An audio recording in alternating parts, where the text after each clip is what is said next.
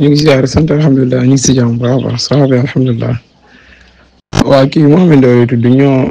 maa ngi moom presque ay doomu baay lañ presque ñoo bokk benn kër waaw ñoo bokk benn kër maa ngi moom te dimanche bi passé rek ñoo nekk benn takkusaan fii nii benn takkusaan maam Babacar gu mag ñu nekk fi maa ngi moom mais après fajar gi bi ma xëyee laa ko laajte ñu ne ma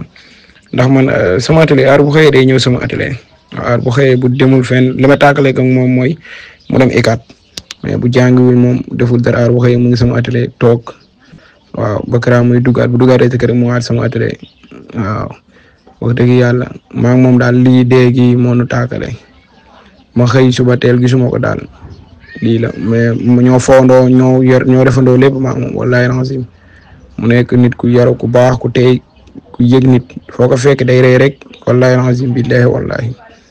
dem gi bett ñëpp sax amuñu lu dul toog rek ñu ne ñu seen waaji dem na wallahi gëmuñu ko woon mais après bin xoolaatee lépp ñu am ne daal ndeke dëgg la wallahi azim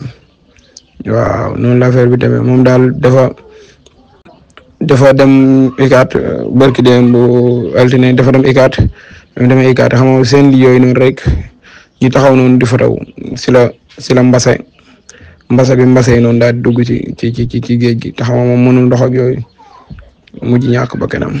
waaw mais mu nekkoon nit ku teey nit ku yaru nit ku joxe cër nit ku am yëg-yëg si doomu aadama wallahi azim wallahi di ko ñaanal yàlla na ko yàlla yërëm te xarit aljana démb ci aar bi rek laay wax ay waxam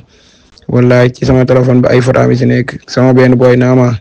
sa waa ji moo tax moo yor photo sëñ Babacar si takkusaan gi ma naan ko waaw ndeke boobu aar bu fekk na booba dem na te yëguñu si dara danoo jékki-jékki rek ñi ñu informé yeneen dëkk yëg nañ ko bu yàgg te ñun yëguñu ko mais nan lañ doon ko waxee seen waa kër moom moo jaaxaloon ñëpp wallahi mais mu nekk nit ku teey ku yaru ku baax sax wallahi azim boo xoolee photo bii ma mujj envoyé nii maa ko sekk noonu